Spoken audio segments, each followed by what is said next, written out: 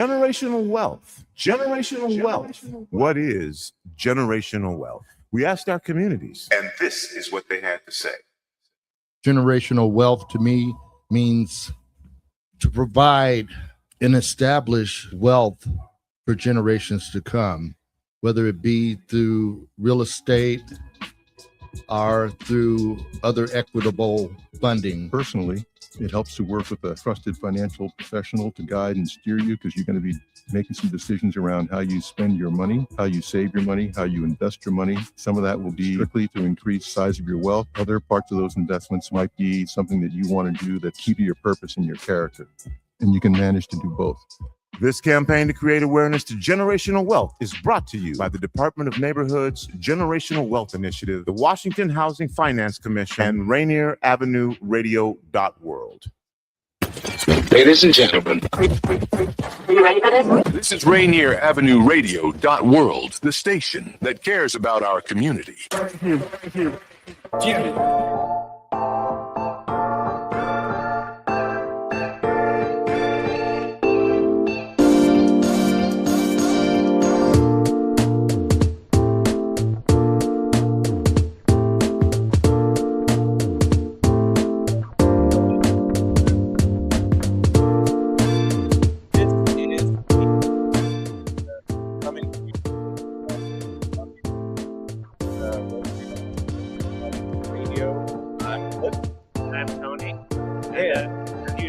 Unmasked Agenda, a conversation commentary on our political moment, lens of popular culture. So for tonight, we are facing a little bit of technical difficulties in bringing on our guests. It seems like due to, some of the bad luck of the season, that we're getting a couple of our wires crossed. But don't worry, because for this episode today, we're not just going to try to shine a spotlight on some recent, let's just say, important controversies and issues that have come up in the community. But we're also going to have fun tonight, because even if, just to go off script for a second, this has been a long year, man. Yes, it has.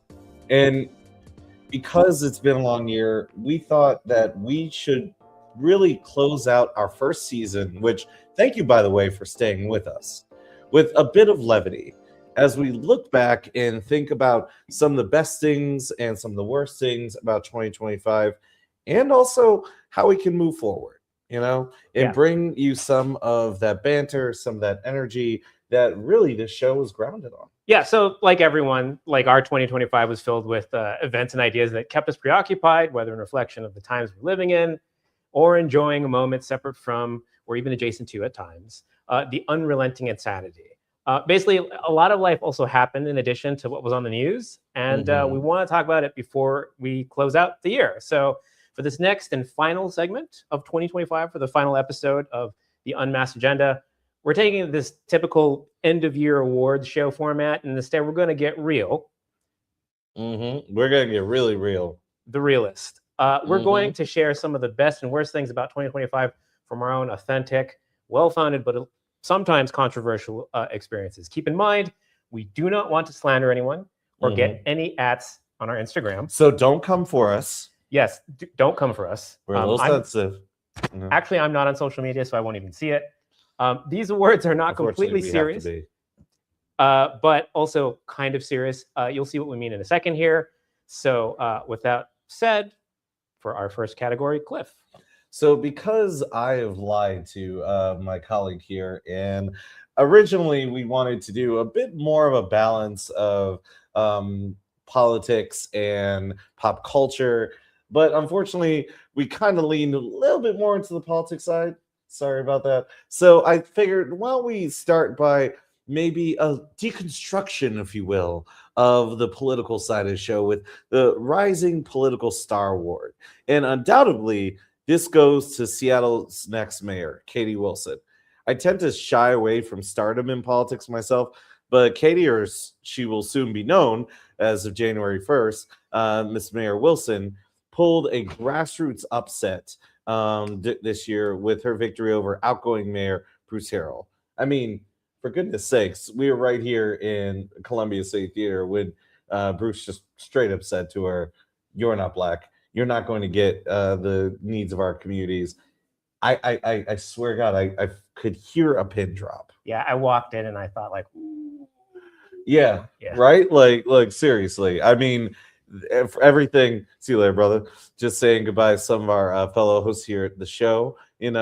Just like a workplace, we're getting cozy. We're shutting down for the holidays. But anyway, so yeah, I mean that was a blowout. I mean, there was also a strong runner-up with my guy Gurmai, the new King County executive. Congratulations, new Mr. Executive Zalahai.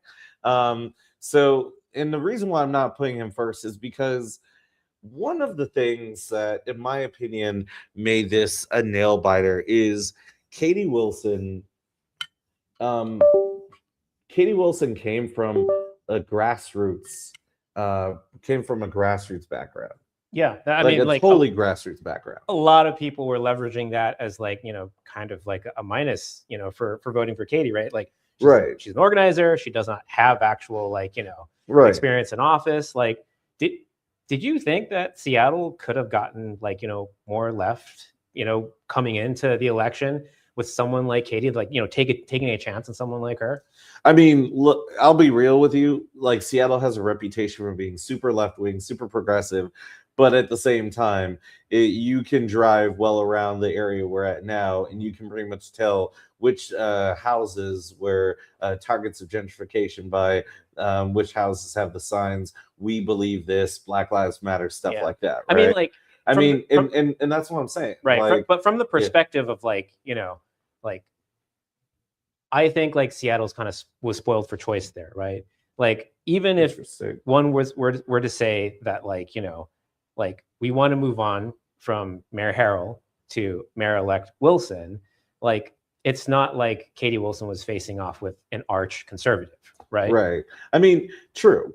And that's the thing. I think Seattle is constantly spoiled for choice, honestly, when it comes to a lot of, only in recent history. I can only think back to, I want to say 2020, was it 2021 or 2023? I believe it was 2023 when you had that huge conservative backlash, right? Mm-hmm. That's when that's when I and many people were shocked to see the city of Seattle go when the so to the right. Back. Yeah. And that, and even though there's a huge turnover between mayors, I believe that it's pretty much kind of historically found that Seattle mayors tend to last one term, two if they're lucky, but it's very rare that they go to 2 terms, right? So be real with me, Cliff. How often did you press F5 on election day to see results, to see who won the mayoral? Bruh. How many times? I had literally at 4 p.m. It was like a ritual. It was like Domine Patros, and just not even at 5, just swiping my phone up and down, refresh. So for the audience at home, I just want to have y'all come into our little circle here and show you how a little bit of the sausage is made. Often Cliff and I are writing right before the show, to get out on paper the things that we want to talk about. Every so often I will hear Cliff's computer beep at me, and I think oh, is that close to where the F5 button was? I know exactly what happened there if that's the case. Right. Oh, for sure. Actually, funny enough, it is the caps lock, which as much as I exclaim and I try to emote, that's why you hear it beep a lot, because no one wants a podcast where they're just quietly, almost like Asper, speaking and saying saying the driest kind of analysis. I mean, don't get me wrong, unless you're a weirdo like me and you actually like NPR, shout out to KUOW, public radio. Yeah. There's nothing wrong with liking NPR, man. Yeah, no, I know. I think, see, here's the thing. I remember back when I was younger and everyone's like, yeah, NPR is okay. No, I gets down with NPR. I'll tell you right now. I have one of those bumper stickers and I occasionally donate. Yeah. Say occasionally. So again, KUW, please don't come for me in the comments, because I'm a public employee. I don't have money. But anyway, so one other thing I want to bring up about the Rising Star Award is it was kind of shocking because Mayor Harrell, and this is I don't know, maybe I'm a little bitter, but like I honestly thought a lot of his tricks were gonna work because so I've run before. I've run for office before, albeit different city, smaller city. But when it comes to local, what was the office? Oh, sorry, Kent City Council. Okay. So when it comes to local politics, that often people's concerns are very direct and very mundane. And, charisma can go a long way, but also at the same time, very, dare I say, transactional and less inspired impulses can also go a long way towards convincing voters instead of going for the ideal, just choosing the lesser two evils or the lesser option that will keep trains running on time. But again, that's where I think Katie really did a judo move on Mayor Harrell's campaign, because while he was saying, I've done this, this, and this, and I have all these different endorsements, and I've done all these different things, under the sun, he slipped up on affordability. That was a message where instead of going on defensive, he should have opened himself a little up a little bit and said, I can do better. And God, this is going to sound super Trumpy, but just roll with me. The best is yet to come if we can work together, right? Yeah, we're not going to let Trump have that. So for sure. That belongs to our language. So. Yes, exactly. See, DNC, come here. DNC, come here. Daniel, make it zoom in a little bit. Come here. See what my colleague did right there, Tony, co-host? Do that. Like, take things back. Don't just cede them. Thinking. Got an election coming up next year, y'all. Yeah. And playing around. Anyway, brother, go ahead. Yeah, so hard pivot, because like Cliff says, that I often want to talk about the fun stuff. And so hard pivot to that fun thing from the politics. For me, a TV show that's a little too real in one particular aspect, and that's not a good thing of the year award, or show that helped me realize that a billionaire class are way too comfortable flaunting how much influence they have over our lives, of the year award. And that award goes to the TV show Alien Earth, which, Cliff, I know that you and Travis discussed this at length on a previous Monster Mash episode, but I want to bring Alien Earth back up because I wasn't on that one. And briefly, I want to note the most surprising thing for me in that show is the fact that, after decades of having the Alien film setting up this like shadowy corporate entity off screen, like, as being the big bad that you never quite see, but they're responsible for putting our on-screen protagonists in danger of imminent death by the xenomorph in space. Noah Hawley, who is the showrunner on Alien Earth, he instead chose to give those corporate baddies, names, faces, lines to deliver on screen. And we finally get to see Yutani of Weyland-Yutani. And we're introduced to a new and very sociopathic and very young CEO of the Prodigy Corporation in the show, aptly named Boy Genius. I mean, doesn't that sound like someone we all know, right?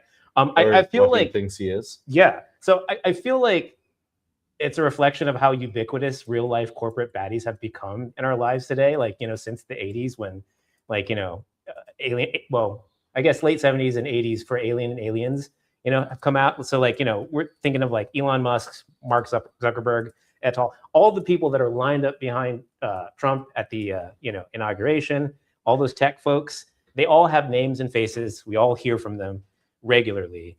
And this cannot be a good development, can it, Cliff? No, it isn't. Let's show. So, sorry, I was just doing a little triage there. So it's scary how prescient that show was. And also, I want to give a huge shout out to our friend Travis, and also his co-conspirator Dave, and the Seattle Scare Society. And I don't know if you knew this, or I don't know if they posted about this, but they announced it at Blademas. If any of you here in Seattle were able to go to Seattle Scare Society's Seattle Scare Society's Screening of Blade on this past Sunday. Basically, what was it? That they are going to be hosting a panel at Emerald City Comic Con. This next one coming up, I believe, in March. So if you guys are at Emerald City Comic Con, I encourage you all to visit the Seattle Scare Society panel and shout out to our friends. And who knows, maybe if you guys take a look at the Monster Mash, which is available on the Rainier Avenue Radio's YouTube channel. Oh, there you go, Rainier Avenue Radio. We might be able to do more of them. But anyway, going back to how scary and disturbing the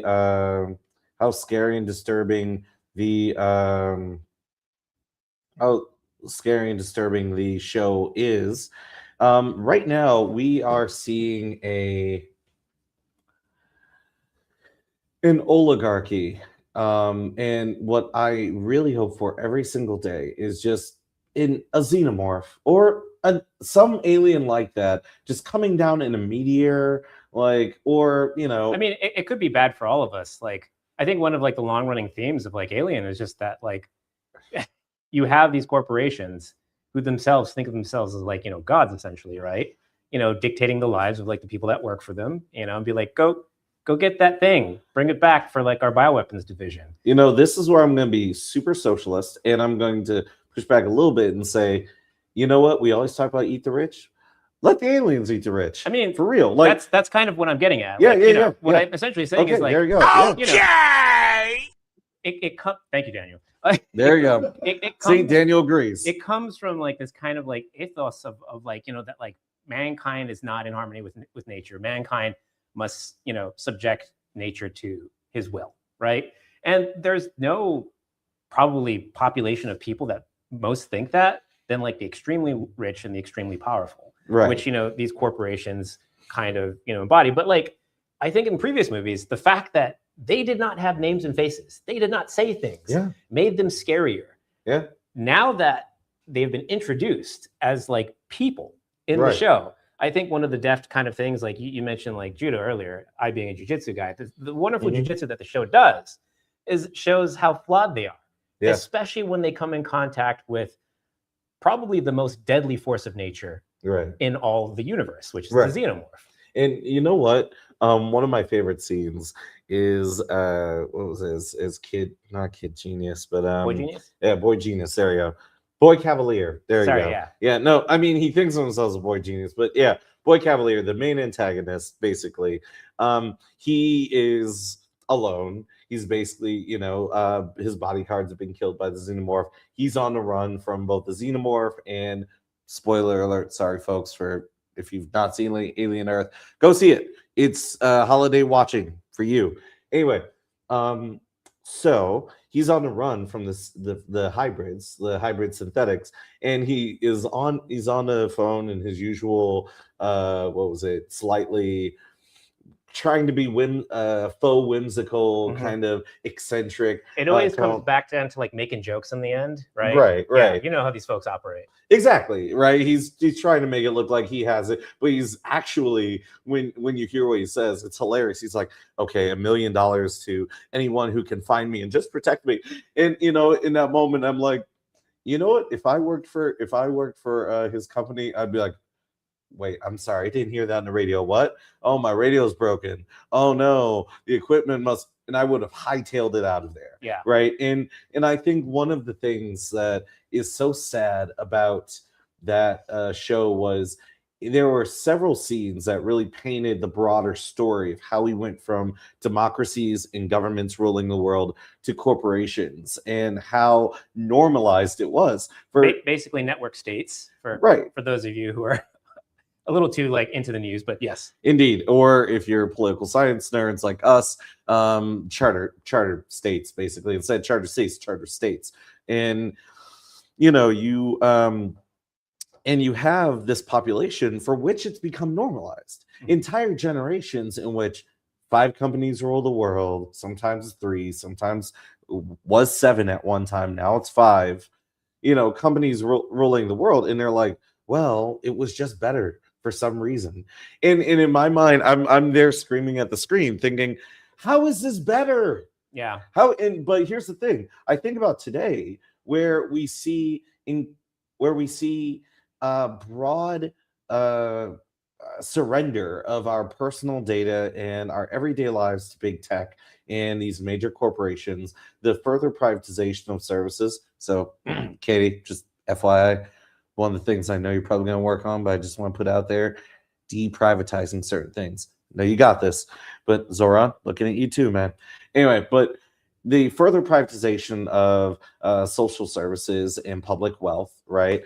And on top of that, a lack of accountability. Essentially, our institutions not failing because of any foundational or like constitutional reasons. It's not like yes, we need to update our laws. Well, badly. I mean, like in their world, it seems But like they the just give up. institutions are not have just failed, but that they've bought it up after they failed. Right? Exactly. And that's what we're seeing now. Yeah. Where, where right now, for example, when it comes to universal healthcare and, just a little tidbit, I remember when the Affordable Care Act was happening, I was volunteering with Citizen Action New York. I was down in DC. I was lobbying for the Affordable Care Act and the public option.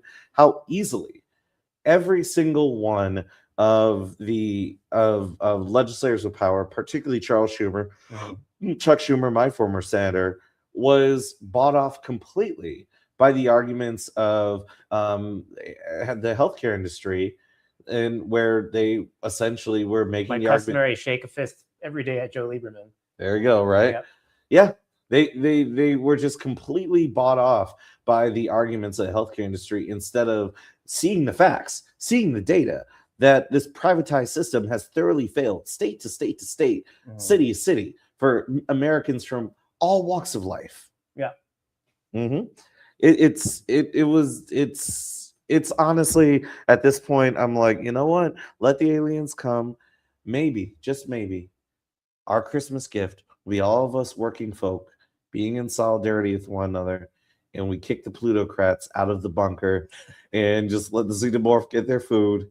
And then maybe, just maybe, all of us could hold gooey hands all together. Yeah. As a dude, like in Kumbaya, as a dude originally from Hawaii, nothing would suit me down to the ground just to see, the state be taken back for the people and not as a playground or bunker land for the rich. But yeah, thank you, Noah Hawley. Looking forward to a second season. You very much earned this award from the prestigious The Unmasked Agenda. So yeah, Cliff, absolutely. You got another. I do, and with this one, it's something that I can talk about a lot. So I'm actually going to hold off on this next one until after the break because we're going to go to a break in a few minutes. But this next one is going to be quick. Okay. The worst drink of 2025. It is still Mad Dog 2020. Yes, it's colorful. It wants to be a nutcracker. It's not a nutcracker. It's just not. It's absolutely not. And wait, Cliff, stop. Okay. I no longer drink. Okay, good for you. I used to. Yes, that is healthy. My last hangover is a distant memory, thankfully, and I would like to keep it that way. But you are throwing names out there that I do not know what they are. Can you please expound in great detail what these drinks are? So Mad Dog 2020 is a local liquor. I forgot what the concoction is made of, but it is basically always a bad sign. Yeah, right. It's basically those colorful bottles that you see in the top of the liquor shelves at bodega at corner stores or the kind of far end corner of the liquor section in a grocery store that you don't really touch, and the drinks are a bit too colorful. They're trying to make them colorful either for kids, for adults, and you don't know. It looks like a trap. And Mad Dog 2020 is the pinnacle of that. It is the Chevrolet of bad decisions. Meanwhile, a nutcracker, on the other hand, is like its Escalade cousin from the East Coast. As someone who was born and raised in the great Empire State, a nutcracker is a demonic concoction of vodka, rum, tequila, cognac, and or Everclear, if you just want to, sounds too strong. Right. If you just want a straight up, what do they call it in video games? Fast travel, like fast travel to jail, just blank out. You're in jail. Yeah. You don't know what you do not collect $200 jail. Exactly. You don't know what you did. You're just in jail. And your choice of sugary juice and some food dye or something like that. So wait, do people actually enjoy this? Like, are there? Oh, yeah. Okay. These are street cocktails. Like, you can find them during parades. I mean, it gets very hot in both New York City and, funny enough, in Buffalo on Lake Erie. It gets very hot. It's weird. We get lake effect snow, and also, it could be very humid during the summer. Mhm. Anyway, for Carabash, for Juneteenth Festival, for Puerto Rican Day Parade in New York City, like all the big parades, you can usually find people, selling, and also they have artisanal versions of this. So even nutcrackers and jungle juice have become gentrified now. If you want your bad decisions in a drink in an artisanal fashion, yeah, what would that look like? And to like burn $7 extra for no reason except to hope whatever hipster made this in their sieve in their basement, like maybe eased up on like the Everclear or cognac a little bit, right? 2025 still sober, thanks. Yeah, long story short, with a minute left, choose either moderation or marijuana, my friends. It goes well with books, colorful films, candles, and sophistication, and salmon and berries. All things we do wonderfully in the Northwest. And before we go to break, I just want to give a shout out to our home station, Rainier Avenue Radio, and help support the radio station, and also help support us make better shows by donating, going to the Venmo app and going to your Venmo app and, sending a couple of bucks to @Rainier Avenue Radio, or go to rainieravenue.world/donate. RainierAvenueRadio.world/donate, or on Venmo @Rainier Avenue Radio. Daniel, kick it.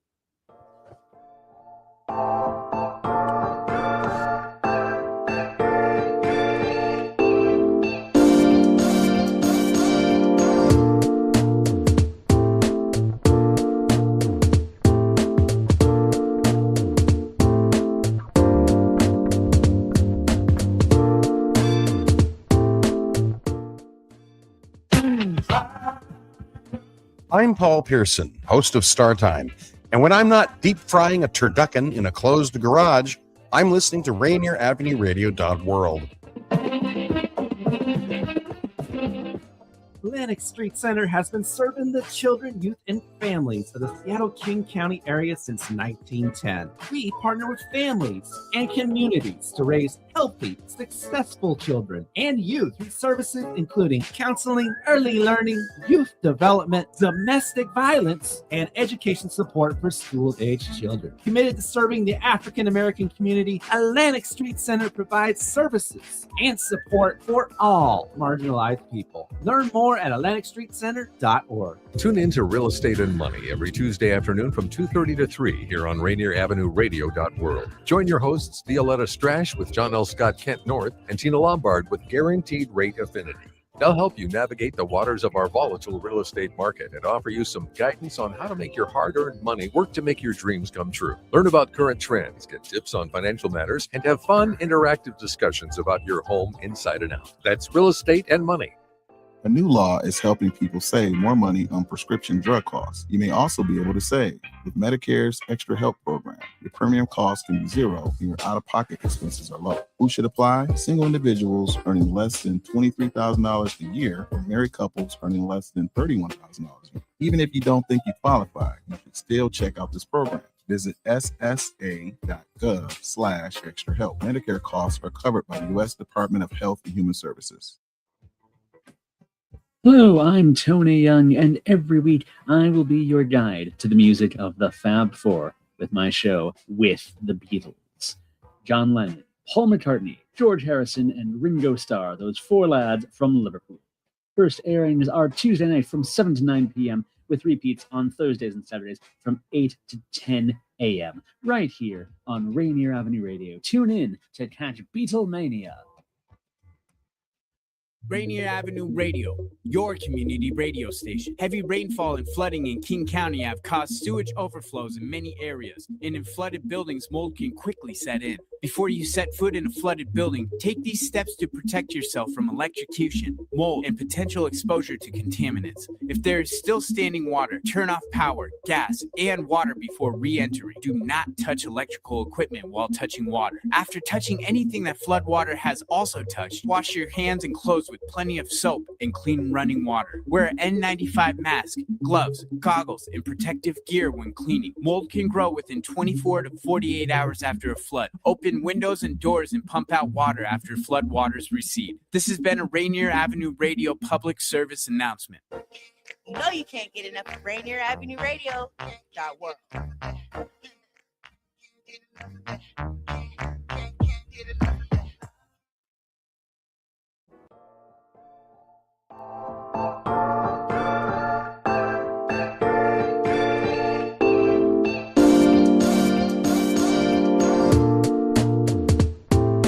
Hello, welcome to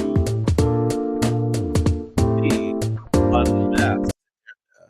And yes, I'm feeling that Christmas cheer. Also, I want to. You talked about kind of going behind the curtain with the show. So earlier we had some technical difficulties, and we really want to do a community spotlight because recently there's been some harm that's happened in the community, and unfortunately due to some technical difficulties we weren't able to have our guests on the show. And before we get into the fun stuff, I want to take a serious moment to say we apologize. We usually try to make sure that we have all of our T's crossed, I's dotted in terms of making sure our links work and our mics are working and whatnot. And unfortunately, due to just the ramshackle nature of the season, we dropped the ball. And particularly, we are going to talk about the recent community controversy around the station and have on someone who is a survivor. And we're hoping to have a really good conversation with them. So I just want to say on behalf of the Unmasked Agenda, behalf of myself, and really it was on me in terms of the technical aspects. I just want to apologize and I know this seems out of left field, but we're trying to have a more serious community spotlight in the beginning, but unfortunately, for some reason, this is that part of the season where tech just likes to betray us. So just wanted to highlight that. And if you're listening, for our guest, if you're listening, we hope to have you on in season 2 or do an exclusive with you before the new year. Figure out some way to elevate your voice and also the voices of the others that survive sexual assault, harassment, and in fact, for those who do have dealt with that, we'll give a shout out to some resources at the end of the show for folks who, so you can get support, because especially now, not just because it's around Christmas, but I believe in the world that we live in now, we have to take care of each other. We have to seek to be in solidarity with one another. We have to be authentic in that. And we might not always do the best, or we might not always succeed, but we should do the best we can. Hear, hear. Absolutely.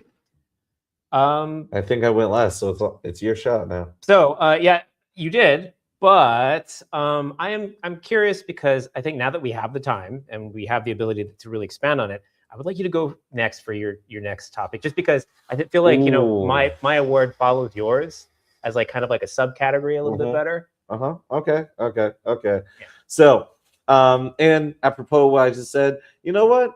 If you got to have fun in this world, and Tony and I are big movie buffs, and the best film of 2025 definitely goes to Fantastic Four: First Steps for me. No, I'm messing with you.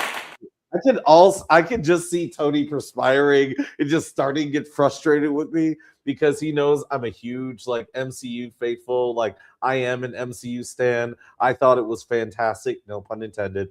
The best Fantastic Four film that we've gotten so far, which it's a very low bar. I can go into the history around that. But the point being that unfortunately there are several films that were just as good, if not a bit better, than Fantastic Four First Steps. And for non-Marvel nerds like myself, and I like the film. I like films beyond. I'm a general cinephile, so as much as I want to give Marvel some flowers for that, we gotta keep it 100. One of the best films of 2025 was, and really it's a hard toss up for me, is One Battle After Another in Sinners. And I gotta say, it is really hard for me to put Sinners on below One Battle After Another, because here's the thing: both feature complex characters that don't just reflect the world that we live in, but also were just very well written. We're very well written. We're people that we, and actually, beyond the character work, the dialogue too. As someone for One Battle After Another, as someone who studies politics and has studied social movements and particularly revolutionary movements, One Battle After Another, it has. By the way, Daniel, just for a sound check, they can't hear us, right? Excellent. All right, just want to make sure. For One Battle After Another, I thought it depicted a revolutionary insurgency in the United States, a la, say, the Weather Underground, but the titular group, French 75, thank you, Daniel, appreciate you. French 75 was a contemporary group, or at least somewhat contemporary in 21st century, like, it's the late 90s. Yeah, they were most active in the film, but depicted them very well, and also how it affected those members' lives, both their kind of domestic terror actions or their revolutionary actions, and the aftermath of that, and how it impacts their family, and how really the pressures of life in the United States and the kind of totality of the system and really the resilience of the system leads to the kind of consequences and the various in the various scars that the main characters have that thrust a lot of their motivations in the film. But also at the same time, both of them also deal with racism. And not in the kind of cliche 12 Years a Slave way, where when we talk about racism, it always has to be the same old several events that are very much important parts of our history, but that we kind of pigeonhole ourselves to when it comes to talking about race, right? And in the case of One Battle After Another, it depicts a racist, a racist immigration system, a racist, socioeconomic system.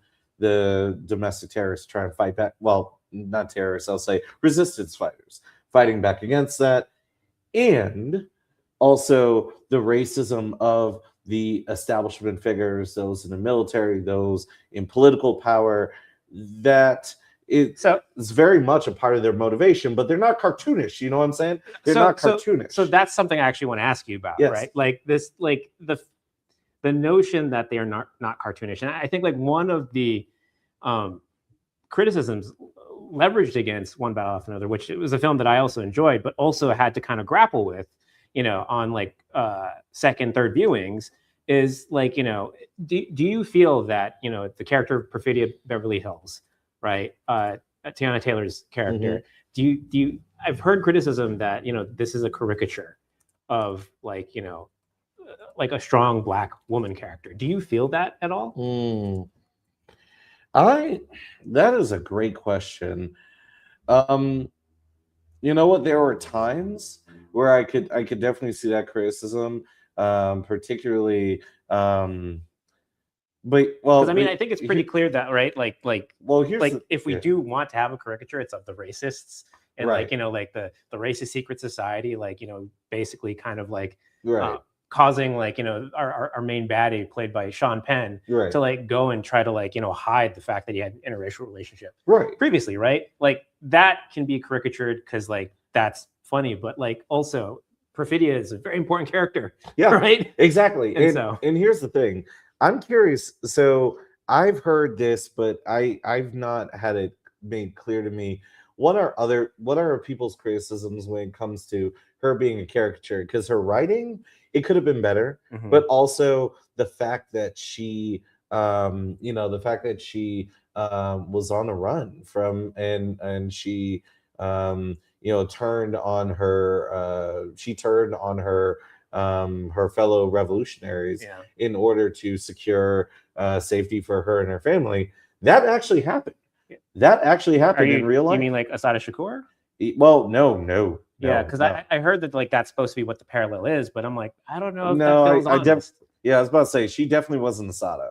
Like that was people thought of that because Asada Shakur is one of the most famous American like political prisoners and like contemporary revolutionary figures in our time. So set the record straight for us. Yes, but I would say that Perfidia definitely wasn't that. But so there's a program called COINTELPRO. COINTELPRO started in the 50s, and honestly, it is debatable whether or not COINTELPRO ever stopped. COINTELPRO, or the Counterintelligence Program, was a program created by the FBI in cooperation with the CIA and also local law enforcement. So we're talking about the entire state apparatus of force that was meant to disrupt, meant to infiltrate, as well as sow division amongst people in revolutionary groups, whether they were armed revolutionaries or whether they were just political revolutionaries that sought to simply radicalize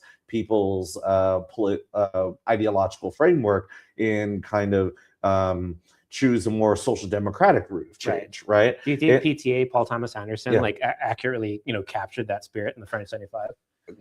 Not quite. He definitely did a bit of research, but I feel like particularly when it came to the French 75's motivations, that they definitely could have been fleshed out, and there should have been a lot more history when it came to, or rather, they should have actually been active and around in the film, especially today, given the timeline, because the French 75 from like the 90s when they're, or rather the early 2000s when they're active, onto the present day of the film, which takes roughly, it's concurrent with our present day.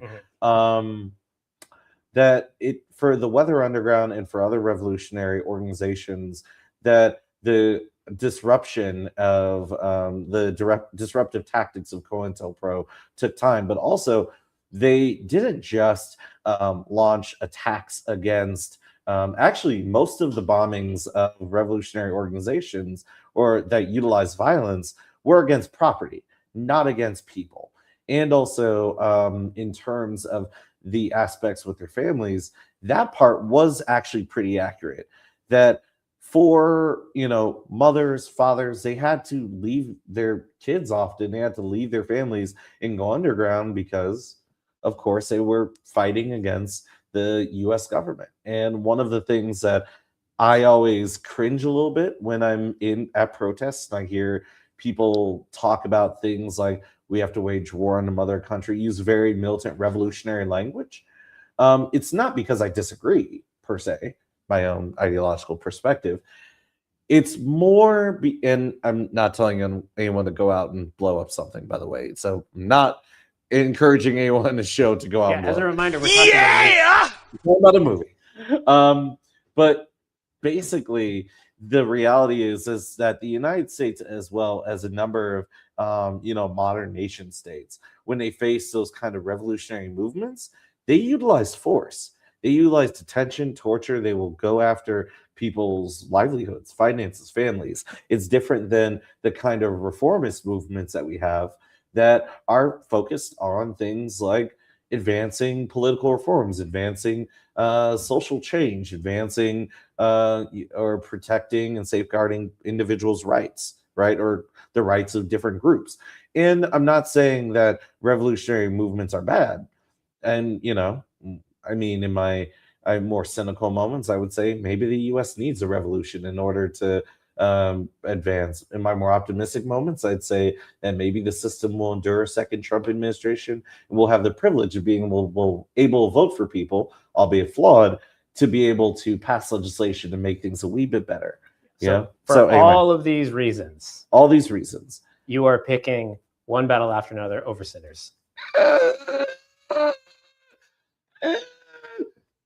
That's where I'm like, it was dramatic. There were a lot of touching moments, it's like dramatic moments. It's Cliff's movie of the year. You got to pick one. But let's get to Sinners. I gotta go for Sinners. Okay. Only for the pure fact that it took place in the past. It was much more of something based in a fantasy lore of vampires. But I mean, when it came to the action, when it came to the characters, when it came to the writing, when it came to the research, sorry, Paul Thomas Anderson, you got beat. Ryan Coogler did his research down to the very researching their outfits, like the period clothing, down to actually shining a spotlight on how like Asian people in the South.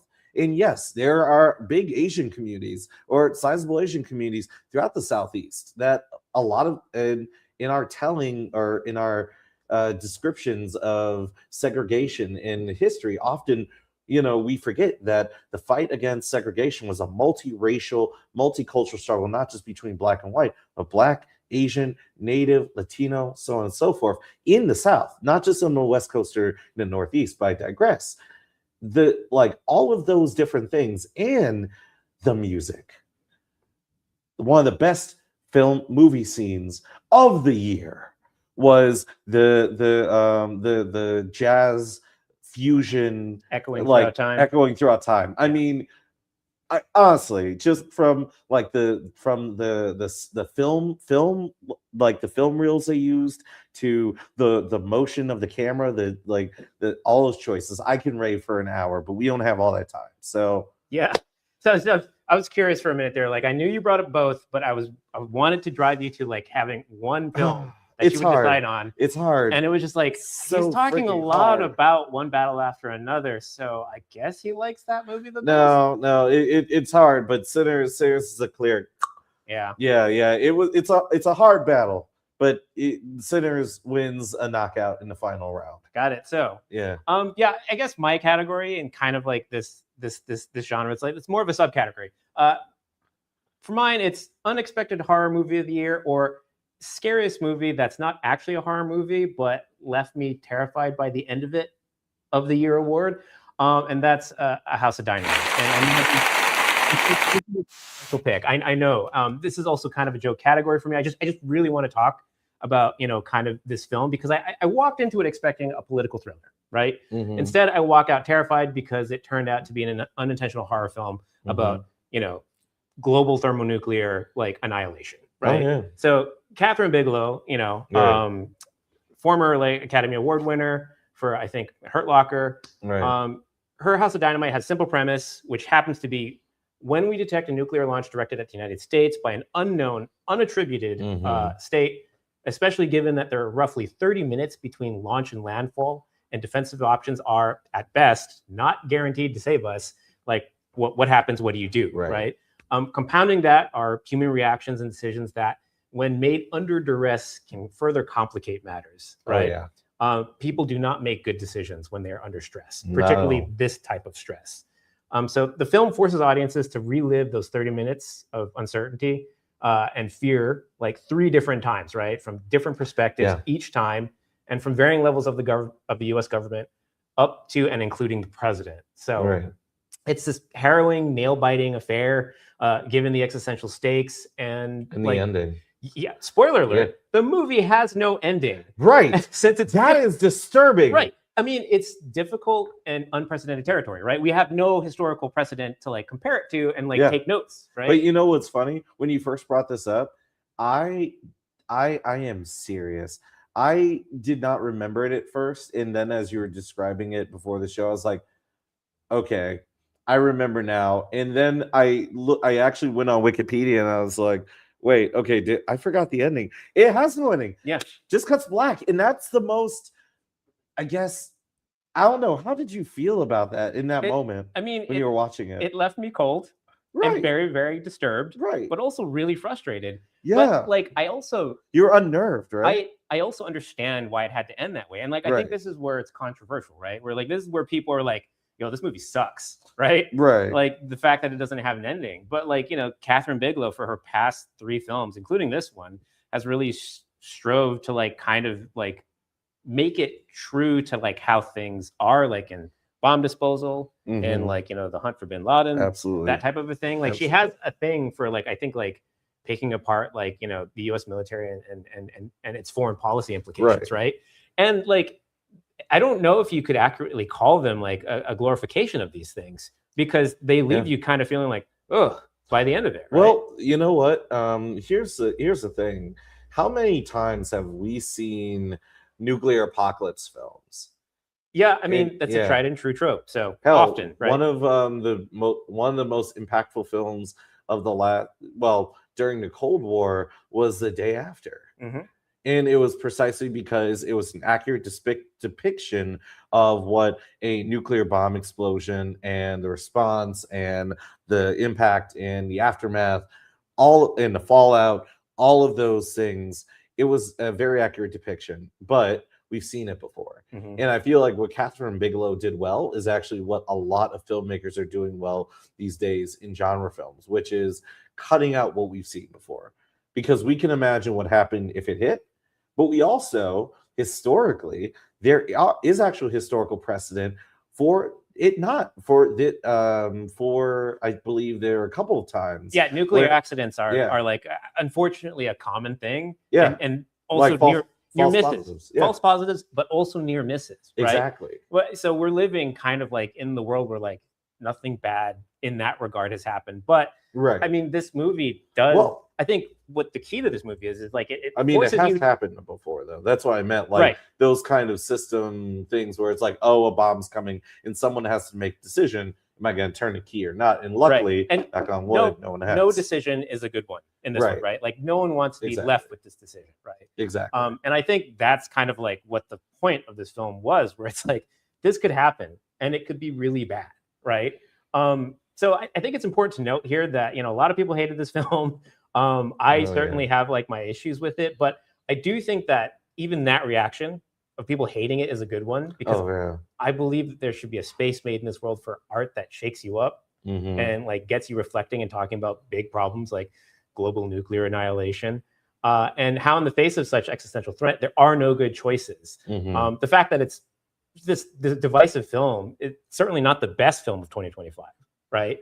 But I think it's like one of like the better tools for kickstarting a discussion that like, maybe every once in a while, like we spend most of our lives blissfully not paying attention to these things, but every once in a while we should come together and like really think about like, what are we going to do about this? This is a problem. And that we need to solve this problem together.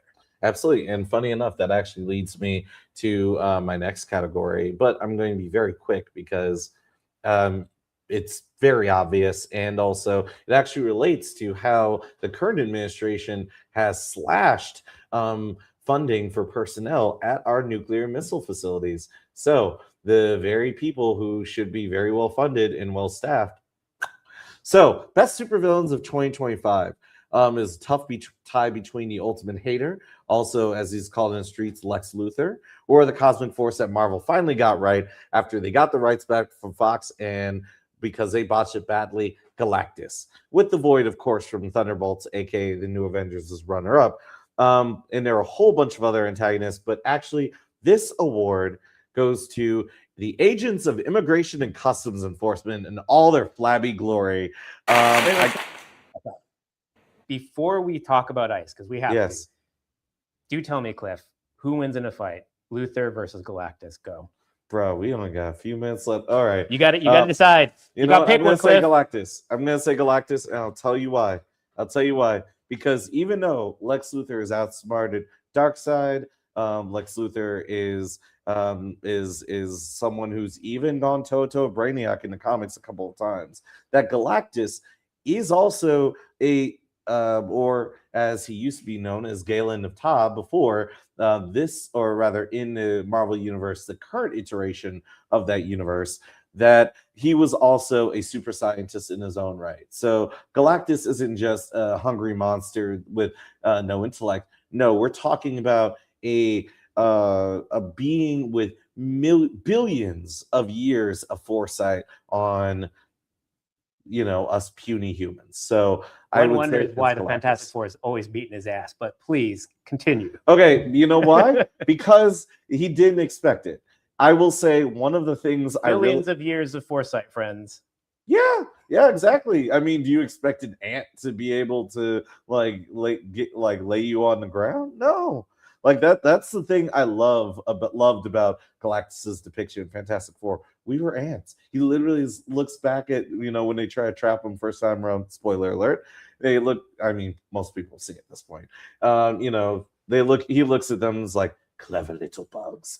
I always break out laughing because that's exactly how he's depicted, and that makes perfect sense. And that is why he can be beaten, because he underestimates humanity until he doesn't, and then he's on one. But anyway, so in that spirit, are we overestimating ice here? You know what? That is a very good question. I would say yes and no. Yes, insofar as, let's be clear, the Kirsty Nome and the director, the head of Homeland Security, DHS, right? Not DSHS, but Department of Homeland Security that oversees ICE as well as Border Patrol and et cetera, that she is very serious and very much a true believer in Trump's mission to deport innocent people and to harass people of color in this country. Even though the ICE agents are flabby buffoons and they're just trying to recruit everyone they can, believe them. And this leads me to the very troubling thing, which is our current political landscape. But we can save that for season 2, because I do want to ask one other question. Yes, go ahead. How many years do you think we're going to have to give this award to ICE of the archest of villains every year, until the end of this administration? They put it this way: they are a very competitive contestant for 2026. But speaking of 2026, I do want to close out on your final category, because we are comic book nerds. And also, I just want to say in season 2, we're going to do a lot more of this, including we're going to be having guests that may be into the first 100 days of their new job, as well as guests that'll bring us some interesting topics such as local filmmakers, philosophers, and many more comic book guys. But Tony, you get the last word, last category of the year. Lay it on. We've got 2 minutes left, so I'm not going to be able to do this justice. But my comic series of the year is Absolute Martian Manhunter. Never have I seen a better exploration of empathy in a comic book. And it uses every single tool of the medium, from the art to the lettering to also obviously the story, to kind of tell us that the real enemy is, nihilism, is hatred, is rage, and that the real weapon is empathy. Understanding what our adversaries, who they are and what they're about, and finding a way through our humanity to really rescue not just ourselves but each other. And we need a Martian Manhunter to teach us this. Absolutely. But you know what? That the same author of Absolute Martian Manhunter is also reinvented our website, our friendly neighborhood webhead, for the new era, for the 21st century in Ultimate Spider-Man. And actually, Jonathan Hickman wrote Ultimate Spider-Man. Sorry, Jonathan Hickman. Sorry, I'm thinking of the Ultimates. So let me bring that back. Denise Camp has revitalized the Avengers, but and revitalize the former iteration of the Avengers, the Ultimates, for the current political and social moment we're in this point in 21st century. Because one thing I love about Denise in his writing for the Ultimates, and thank you for correcting me on that, because Jonathan Hickman is the GOAT, one of the Mount Rushmore of comic book writers, and I love him, that he brings all of that and also democratizes the revolution, that frames our superheroes as revolutionaries. So since we only have a minute left, I want to say a heartfelt thank you. And Tony. Oh, yeah. Thank you for joining us on this journey this year, folks, through thick and thin. We've all experienced a lot, and you've been gracious enough to, allow us into your lives and let us gab about it. So thank you very much for that. Absolutely. That was a beautiful sentiment. And I got to admit, when I started the show, I was nervous. I appreciate you going on this ride with me, brother. Thank you very much. And I can't wait for many, many more episodes in season 2. And with that, thank you for believing us. And remember, stay courageous, stay in solidarity with one another, and have a brilliant holiday and a brilliant new year. Friends.